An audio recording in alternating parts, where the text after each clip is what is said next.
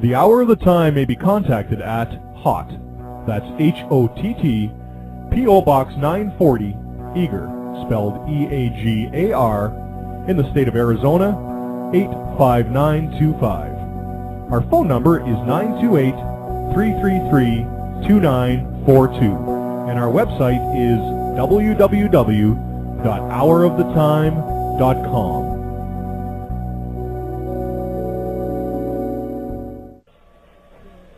Good evening, ladies and gentlemen. Once again, you're listening to the Hour of the Time, and I'm still William Cooper. Tonight's broadcast is going to be pretty good, I think. We're going to examine some current goings-on concerning the possibility of life in space. And to set the stage, listen very carefully, ladies and gentlemen. There is an ancient text, Egyptian, called the Ritual. And the rubric to chapter 129 of the Ritual says of the Manas, "And he shall be established as a star face to face with Septet, Sirius, Sophus, the dog star. And his corruptible body shall be as a god forever. To deify the human is to make a star of him." The Manas himself prays, chapter 102, "Let me be among the stars that never rest." It is promised in chapter 164 that he shall become a star of heaven. Has orthodoxy held out to its votaries any such thrilling cosmic view of their future? The Osiris Nu pleads in chapter 188, "May I enter into the house of his body, which behold hath become one of the starry gods, one of the 1,000 points of light." This would be the higher spiritual body, not the corporeal. It is said to the soul, "Thou art purified with the libation of the stars that never set bear thee up. Thou enterest in the place where thy Father is, where Keb, Seb is, thou becomest a soul therein." The soul, our Pepi, pleads, "Make thou this Pepi to be an imperishable star before thee." The acme of directness is attained in the next statement. Pepi is a star. To Tita, the soul, it is said, "Thou seizest the hands of the imperishable stars, for behold, thou art one of the gods." The imperishable stars follow and minister unto thee. Pepi is addressed, "Thou art the great star. Orion beareth thee on his shoulder. Thou traversest heaven with Orion. Thou sailest through the Tuat with Osiris." Again, Pepi takes his seat among you, O ye star gods of the Tuat. And finally, in grand simplicity, stands the categorical pronouncement, quote, "Thy soul is a living star at the head of his brethren," end quote. For the 6 elementary powers were his natural brothers, of whom he, like Joseph and like Jesus, was made the chief or head. From brethren, they were reduced to children when the God principle took charge and synthesized their functions. The fiery soul of intellect became king of the lower 6 elementary powers in man's makeup. The Christos came as the Prince of Peace to rise to kingship over nature's 6 divisions of force. "Unto you a king is given, and his name shall be called the Prince of Peace." But the soul, ladies and gentlemen, in the mystery religions is specifically typed by that great and brilliant emblem of what they call their divinity, the morning star. The Titan who came hurtling to earth, still clinging to his stolen possession, the spiritual fire, was Lucifer, the bright and morning star.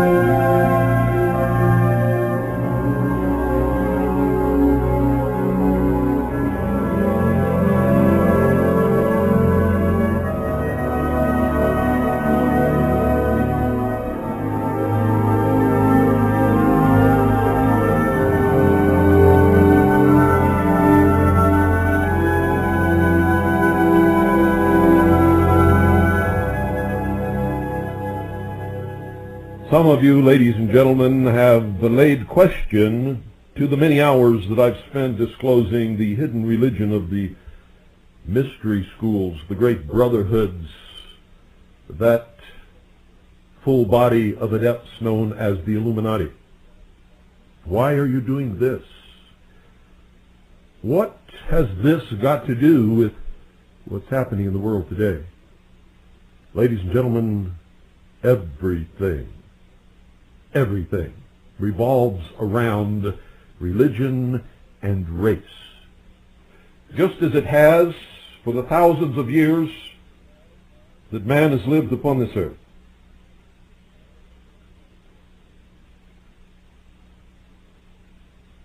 At one time,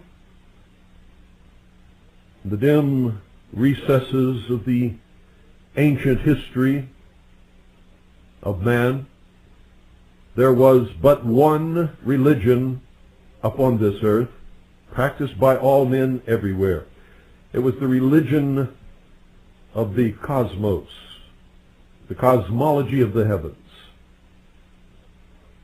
That is the heart and soul of the ancient pagan religions, which ultimately bore a philosophy which, combined with science, became the secret hidden religion of the ancient brotherhood.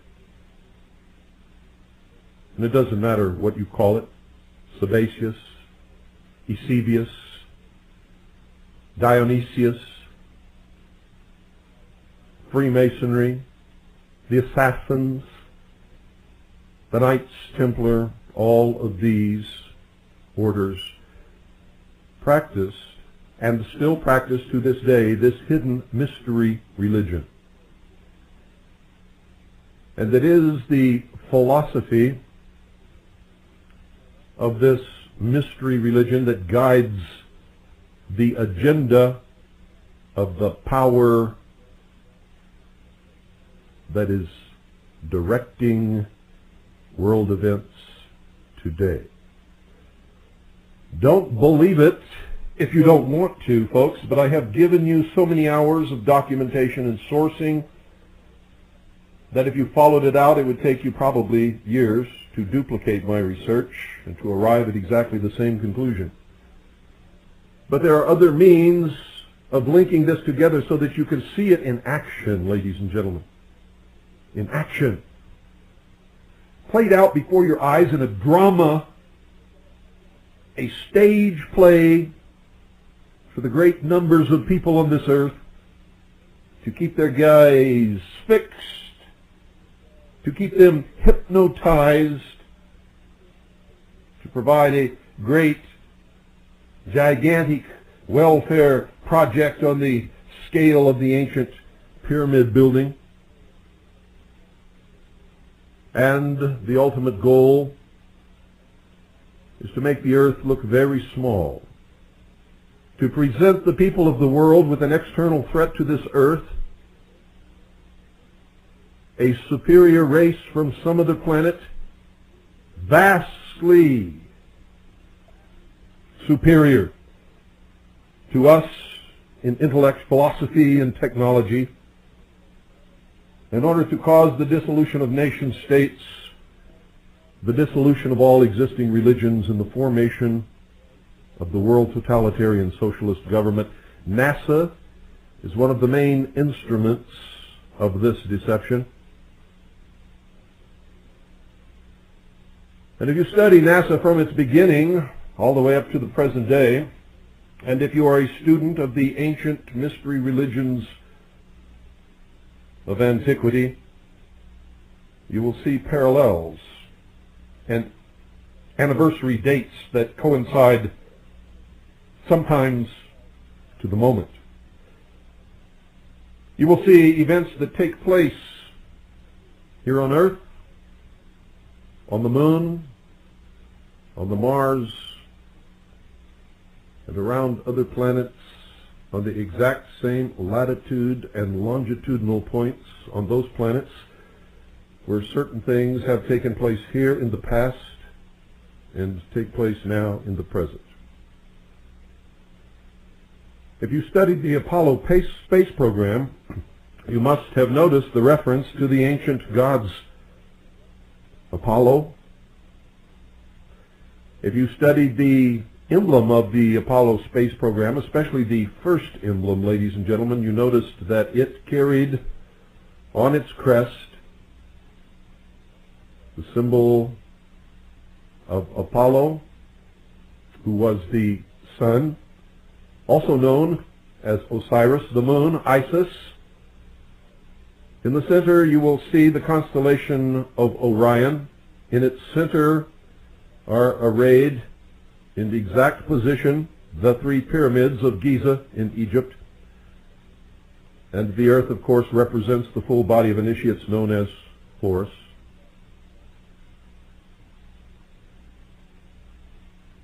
You will notice that the spacecraft that left this earth and suffered the symbolic death and the resurrection from the ashes was Apollo 13. 13 being the number of death and resurrection, the number of the phoenix rising from the ashes. Oh yes, ladies and gentlemen. Oh yes. And now we have a man named Richard Hoagland, who knows that most of the NASA photographs and videotapes have been faked. This has been brought to his attention by many of us. He has ignored this obvious evidence and continues to use as the only evidence in his possession for the existence of life on other planets NASA photographs. If one has been proven to be faked, then they are all in question, ladies and gentlemen. But so many have been proven to be faked that none of them can ever be used as evidence for anything. But what is the goal of Mr. Hoagland? A regular guest on the Art B.S. Bell show, which many of you listen to. I don't know if you listen to it out of ignorance or because it's entertaining or because you have this morbid curiosity to listen to the patently absurd, the ludicrous, the insane. But nevertheless you do, and I know that many of you enjoy it because I get letters from you talking about how much you enjoy it.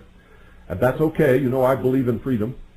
And I admonish you to listen to everyone, read everything, believe absolutely nothing unless you can prove it in your own right.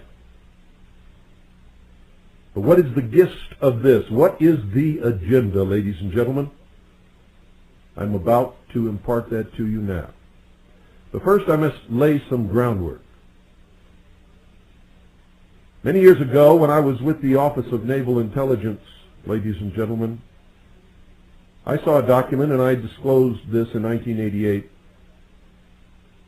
that said that there were alien or extraterrestrial artifacts on the moon and Mars, and that this had been disclosed by our space program. I knew what some of those artifacts would be before they were ever even supposedly discovered by others.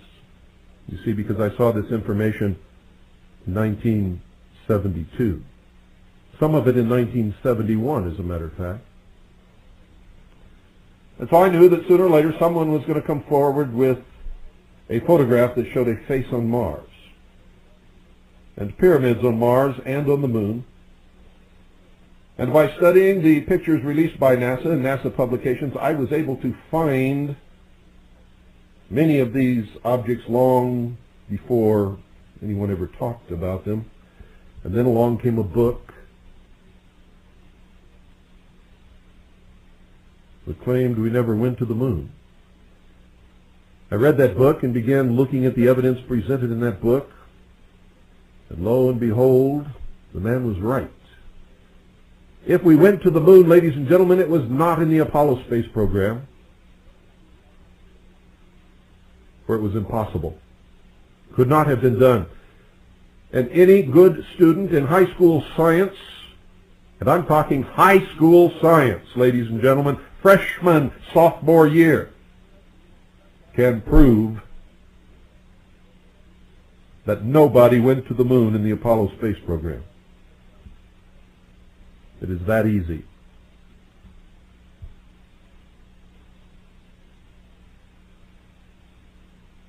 So what is this all about? Well, ladies and gentlemen, they could not present us with a believable external threat to this earth in the form of an extraterrestrial intelligence vastly superior to us if we, in our technological development, could not even visit our own satellite. So one reason was to convince the people of the world that we could travel to the moon, and if we could travel to the moon, other intelligent life from elsewhere in this solar system or the universe could travel to this earth.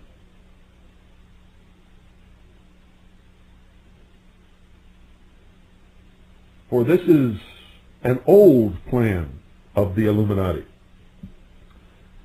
John Dewey said at a dinner for Viscount Ishii and the Japanese imperial delegation in 1917 in New York City, and the exact quote is in my book, Behold a Pale Horse, in the appendix. I wrote the book the latter 5 years of the 80s and published it in 1991, actually December of 1990, but they didn't think that it was going to come off the presses until January of 1991, so the copyright date inside is 1991. But it doesn't matter, it's just a month.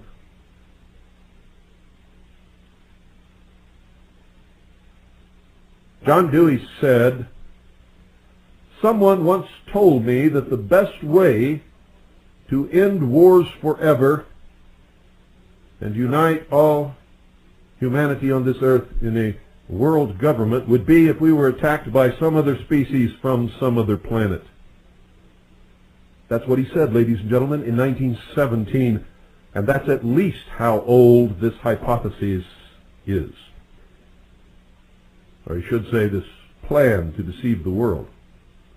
It was tested in 1938 with the broadcast of Orson Welles and the Mercury Theater's War of the Worlds to present a hoax to find out if it was believable, if the populace would fall for it, and they did. In all of the towns and cities that heard this broadcast, people were terrified. They went outside with shotguns and rifles to look for the alien tripods so that they could shoot them before they destroyed their cities and their families and their industries. In one city, Grover's Mill, they literally, ladies and gentlemen, the citizenry forgot the geography and the construction of their own city, and they shot their own water tower to pieces, thinking that it was one of these giant tripods. In New York City, the next morning, the stock market fell precipitously. Some people committed suicide. It was a night of terror. And Congress passed a law making it illegal to do that. Again, on radio. So this is not something that I just dreamed up out of the blue, ladies and gentlemen. It is a true agenda. It is happening. It is being brought about by the Illuminati, and in their typical fashion, they laugh at us, and they use their symbology of the mystery religions, anniversary dates, geological points and locations of monuments that are meaningful to them in all of this. There's a photograph in the House of Temple, the House of the Temple, of the Supreme Council of the 33rd degree of the Scottish Rite of the Southern Jurisdiction of Freemasonry in Washington, D.C. In the foyer, as you walk in, you will see a huge photograph. The Neil Armstrong on the moon, holding in front of his spacesuit the Masonic apron. At the time of the Apollo space program, ladies and gentlemen, the head of NASA was a Mr. Kleindienst. It was a reward for his deception on the world. He was, ladies and gentlemen, promoted to the Supreme Grand Inspector General of the 33rd degree of the Southern Jurisdiction of the Scottish Rite of Freemasonry. He holds that post today. Everything that NASA did was connected to the symbology of the ancient mystery religions of Babylon, Egypt, Greece, India, and many others. It has meaning, ladies and gentlemen, and their purpose is to connect the constellation Orion with the monuments known as the pyramids in Giza in Egypt, pyramids on the moon, and pyramids on Mars.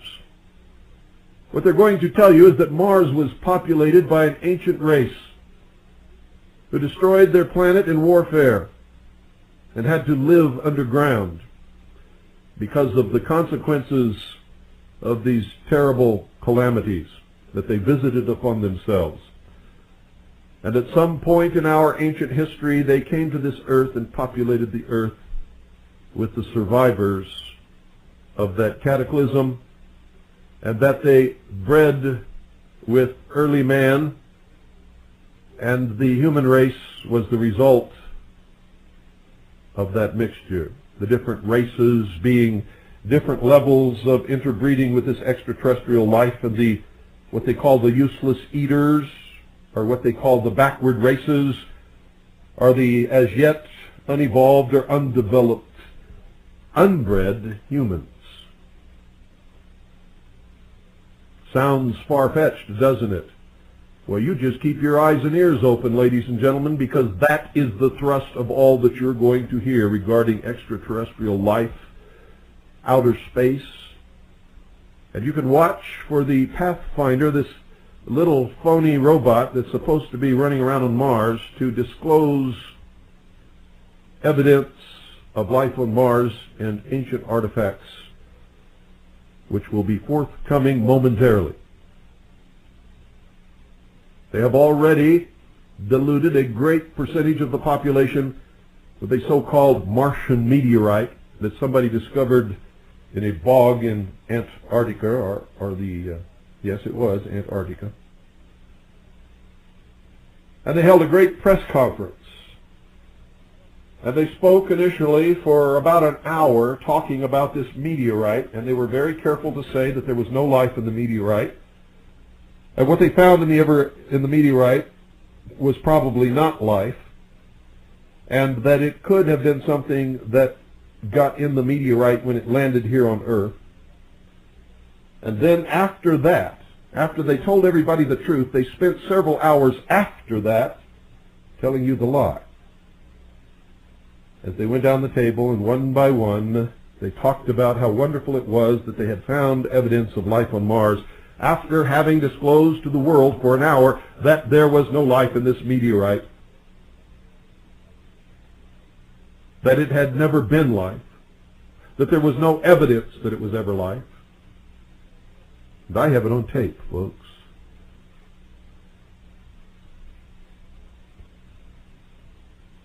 It was a joke, a great joke. And then in the next day, the newspapers around the world picked it up and the headlines blared,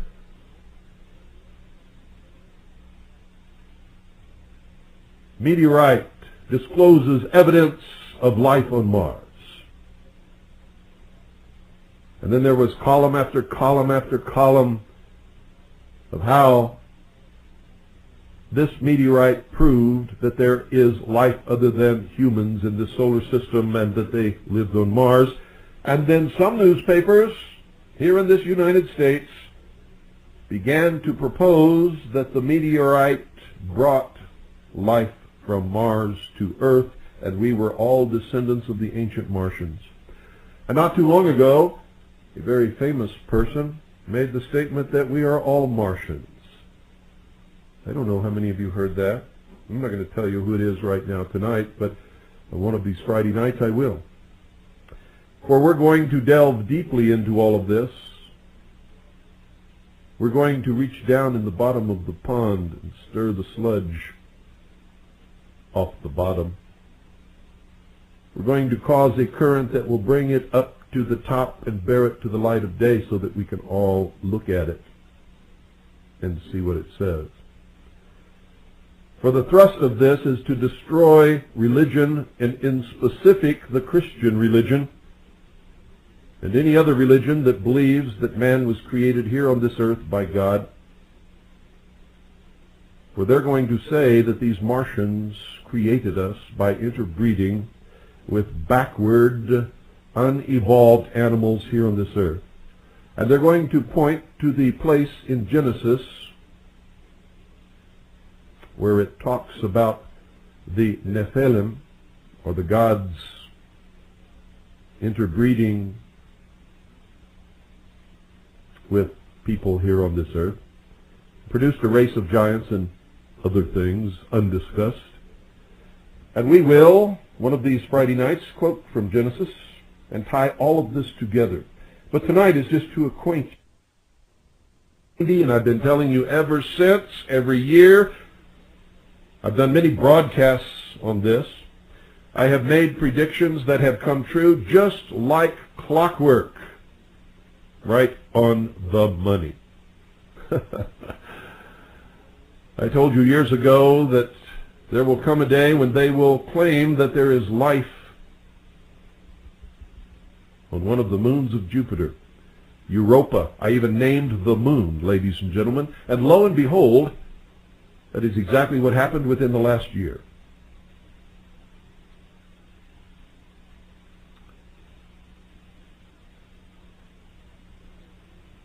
Now they are going to tie these supposed alien artifacts, the only proof of their existence being NASA photographs, which has been discredited as a body of evidence, to the ancient religions of Egypt. The movie Stargate planted that idea in the subconscious mind of the people who watched it. There have been other movies along the same order. And they've been bandering that term Stargate around quite a bit, haven't they? Haven't they, ladies and gentlemen?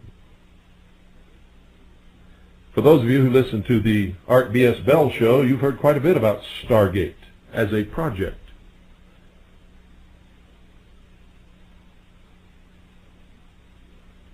You've heard quite a few of these phony remote viewers telling you what they saw out there. And coming catastrophes and all kinds of blathering nonsense.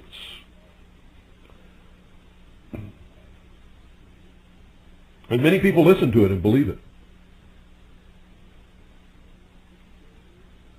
Did you know that Jack Parsons, one of the founder of the Jet Propulsion Laboratory of the California Institute of Technology,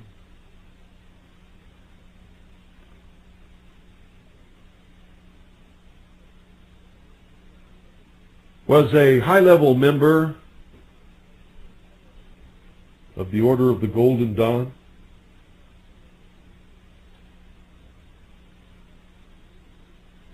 Did you know that most of the scientists at the Jet Propulsion Lab were also members?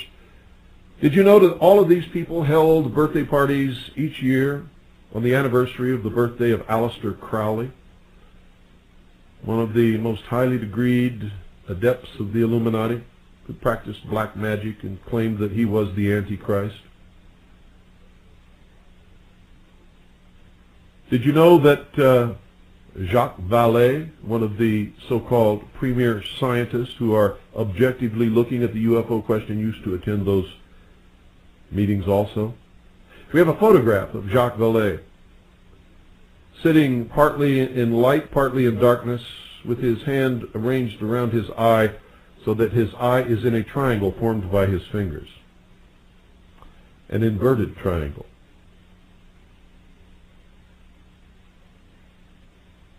Those of you who have listened to my broadcast on symbology understand the significance of that. He was laughing at you. And at the same time, he was revealing his true identity to his brothers.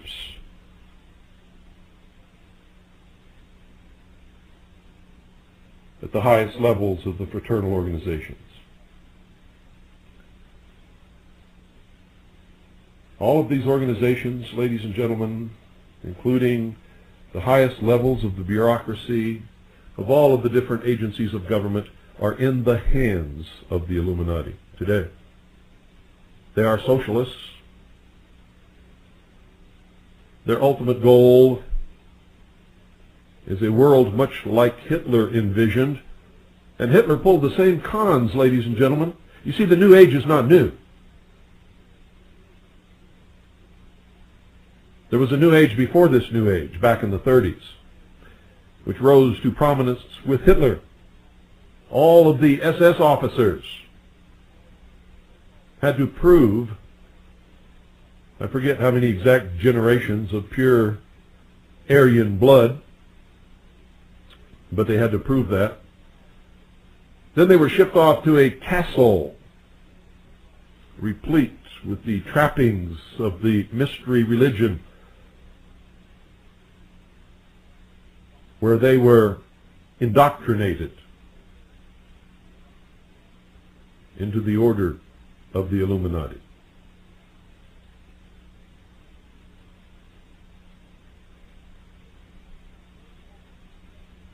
What is happening today, ladies and gentlemen, is very much the same thing that happened in Nazi Germany. The New World Order is going to be more like what Hitler envisioned than anything that Karl Marx ever dreamed about. Although Karl Marx was also a socialist.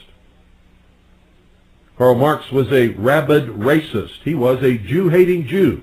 He hated Jews and blacks and anybody else. In his writings, he made no secret that he was a racist, that socialism breeds racism. And I look around and I see all of these people, these blacks, Hispanics, Asians, all of these people who buy into the myth that socialism is going to liberate them. Socialism is going to re-enslave them. And it breaks my heart to work so hard to keep them free, only to see them working so hard to chain themselves once again.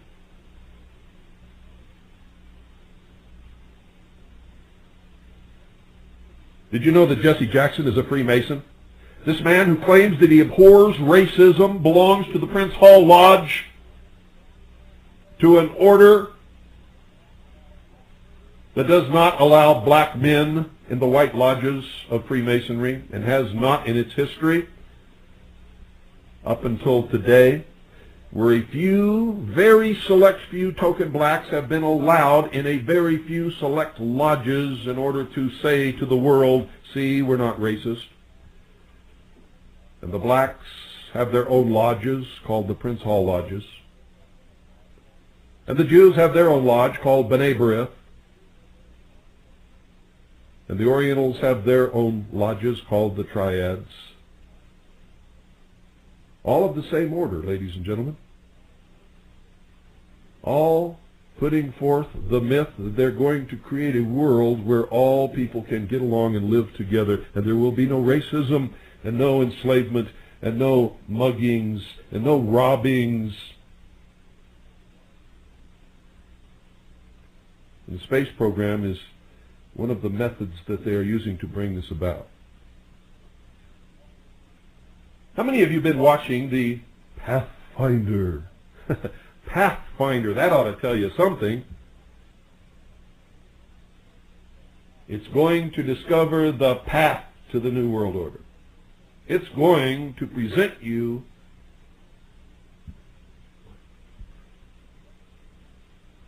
with what the world will be told is proof that extraterrestrial life either does exist now on Mars or has existed there in the past.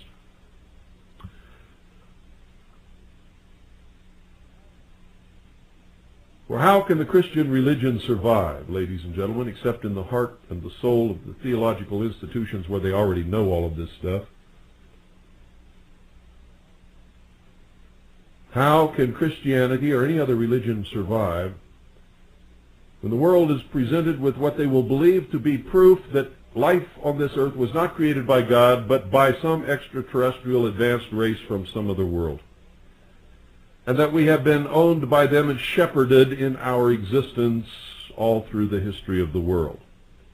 And that's the true purpose of the UFOs, flying saucers, and abduction reports, which are truly the end result of some very sophisticated mind control experimentation. The technology exists, ladies and gentlemen. I have seen it myself. It is owned and operated by the United States government and probably several other governments on this earth. I have filmed these things in the sky. I have watched them come in and out of secret test sites owned and controlled by the United States government. I have spoken to people who've worked on these projects in secret. I can never reveal their names. I can only tell you some of what they have told me, because to tell much more would begin to identify those people, and then they would disappear from the face of this earth for telling me these things. It is truly marvelous technology, but it does not belong to extraterrestrials of any kind from anywhere.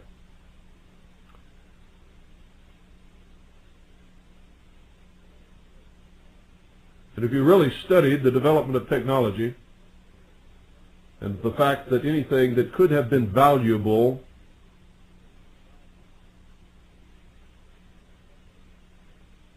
as a method of controlling humanity has always disappeared behind the veil of national security.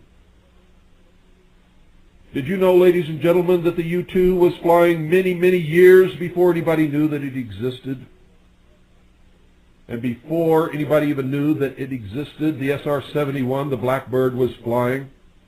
Before you even knew about the U-2? Did you know that stealth aircraft were developed long, long, long before you ever heard of the stealth fighter, the B-2 bomber? Did you know that those aircraft were in the air flying years and years before the public ever even had an inkling that they existed? You have no idea, ladies and gentlemen. I'm going to tell you right now that whatever you perceive to be the state of the art of technology, any technology in the civilian sector, in the secret, ladies and gentlemen, they are at least, very bare minimum, 50 to 100 years ahead, beyond what you can even imagine. You're going to say, well, look at all the technology that came out of the space program. They must have gone to the moon. No, ladies and gentlemen. That technology did not come from putting men on the moon. It came from the secret black projects into the space program and then out into the public sector as the only way that they could do it without tipping their hand that they've had these things for many, many, many years.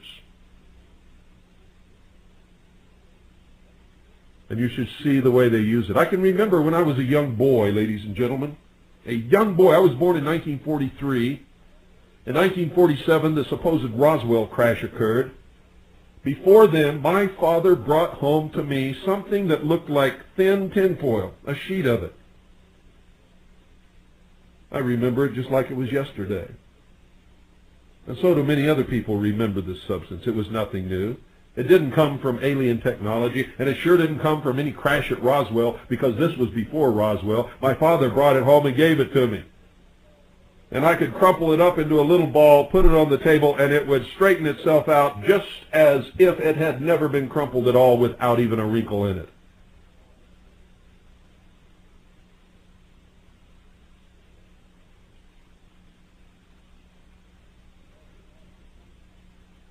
There are a lot of other things you need to understand. I'm not quite sure I know how to tell them all to you. But back in the 50s, they were working on atomic-powered aircraft, ladies and gentlemen. Atomic-powered aircraft, you say? Yes, that's correct. Well, how could they power atomic aircraft? Well, ladies and gentlemen, I don't really know. Because I know that atomic power produces heat. Heat can be used to create steam, and steam can be used to power an engine or make something turn and revolve. But it cannot make a jet exhaust because you couldn't carry enough water to fly it very far.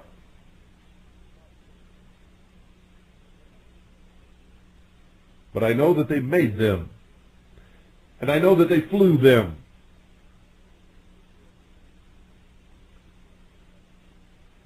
And they may still be flying them. Nobody knows what kind of power plant propels these flying discs and egg-shaped things and round glowing balls that float through the sky that come in and out of secret test sites owned and controlled by the United States government in Nevada and Utah and some other places that will go unnamed for the time being. Colorado is one. New Mexico. Arizona, yes, Arizona. Why do all these things occur in the West? Because, ladies and gentlemen, in those days in this country when they were looking for places to build this technology and keep it secret from the American population and from the world at large, this was the only place where there were vast expanses of land that you could cross for days and days and days and never see another living soul. And that should be obvious to you. That's why most of the sightings of these things have always been in the West.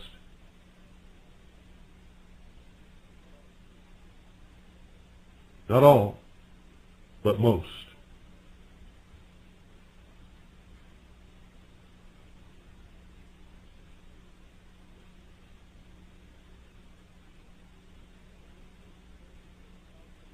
There were certain things that the alchemists had as their goal, ladies and gentlemen. One was to change matter into something else. They did that when they dropped the atomic bomb. They called it the Trinity site.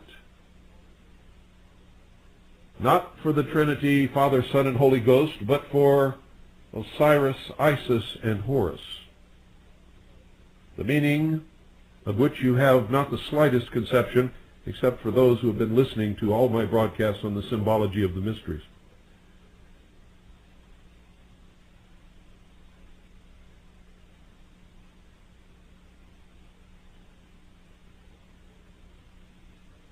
Now, ladies and gentlemen, starting Monday, I'm going to be elaborating again on the lost light, the lost word, the true hidden meaning of the mystery schools, the adepts known as the Illuminati.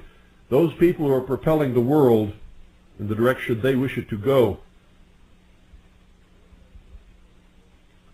When you learn all of this and you understand it, you look around at the vast population who knows absolutely nothing of the power that directs their future. All of a sudden you realize and you understand exactly why they call us cattle.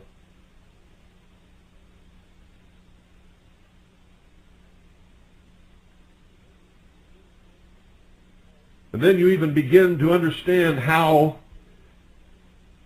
they could cause wars and kill tremendous numbers of people to achieve a certain goal and not even feel the slightest pangs of conscience.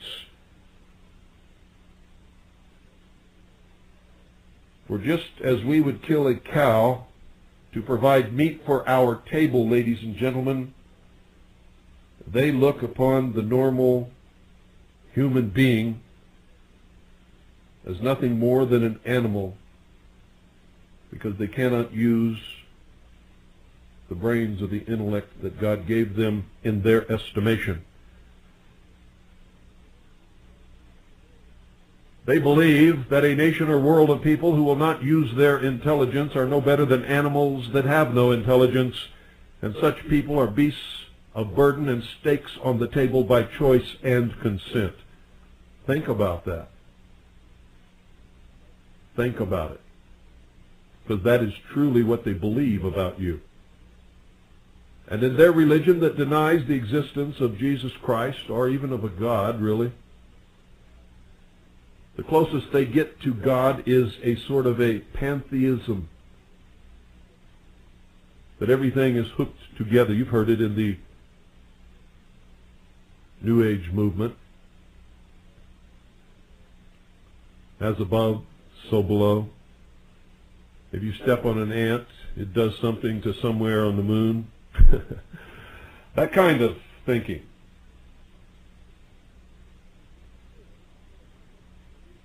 And the truth is, no matter how much you believe in whatever it is that you believe, not one single one of us is ever going to know until we die. That's why they call it religion. It's based upon pure faith. Science surpasses religion only by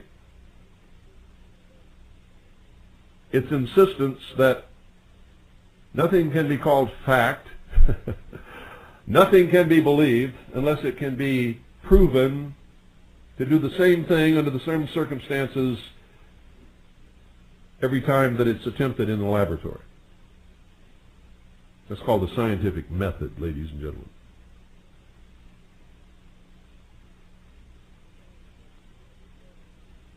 But scientists have discovered that you can do it the same way, with the same ingredients, over and over and over again for 5 million times, and then for some unexplained reason, the next time it will not work.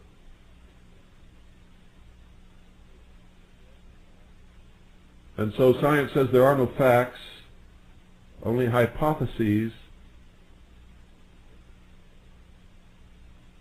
based upon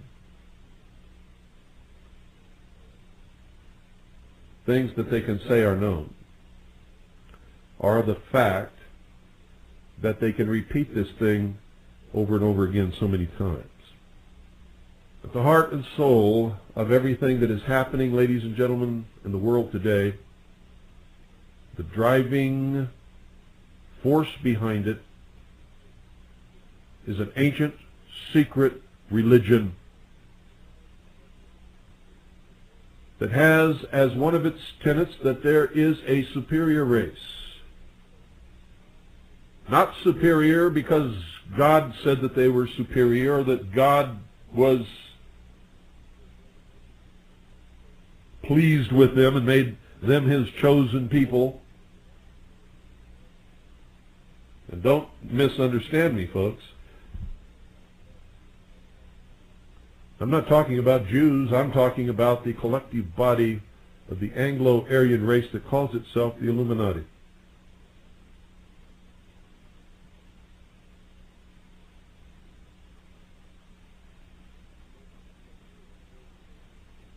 Their exoteric version of this religion is British Israelism, Zionism. There are many more Zionists that are Christians than are Jews. And most Jews don't buy into any of this baloney, ladies and gentlemen, don't even have the slightest idea what I'm talking about any more than most of you do. George Bush is one of these people. George Bush is not a Jew. The Pope is one of these people. The Pope is not a Jew.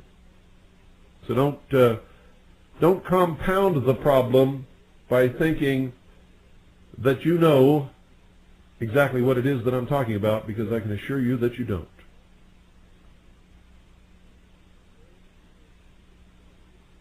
NASA is a great part of this deception. NASA has been made up by all different kinds of people of all professed different religions. The truth is that none of these people really believe in any religion. When they go to church or they profess a religion, it's because they have to do it to get along in the community, or to get along with their wife or their relatives or somebody.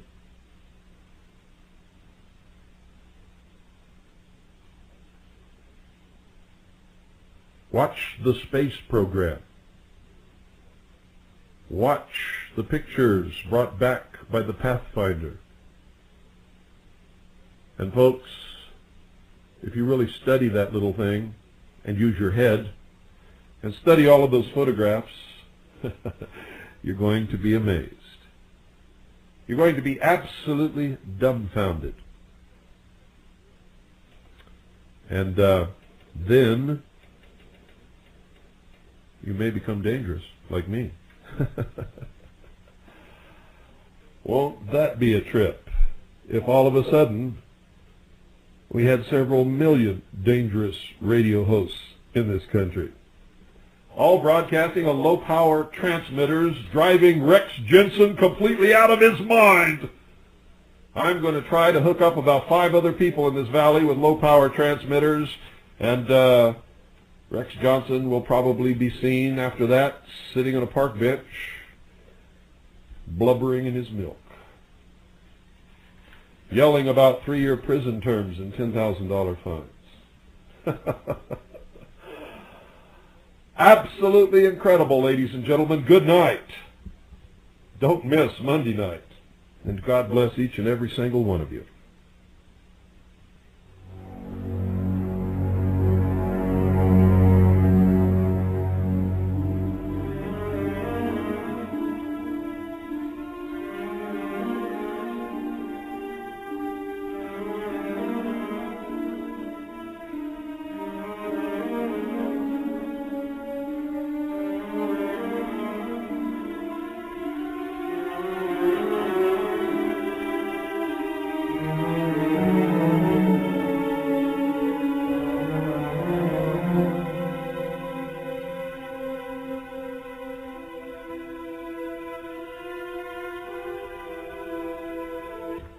I wonder what all of you really thought George Bush was talking about when he talked about the 1,000 points of light.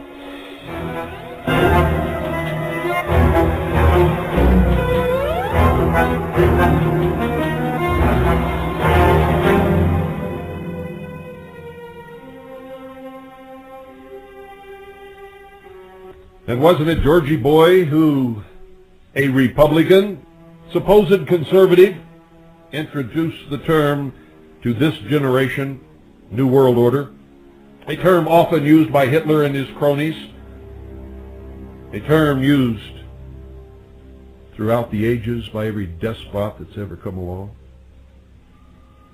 What did you think he was talking about?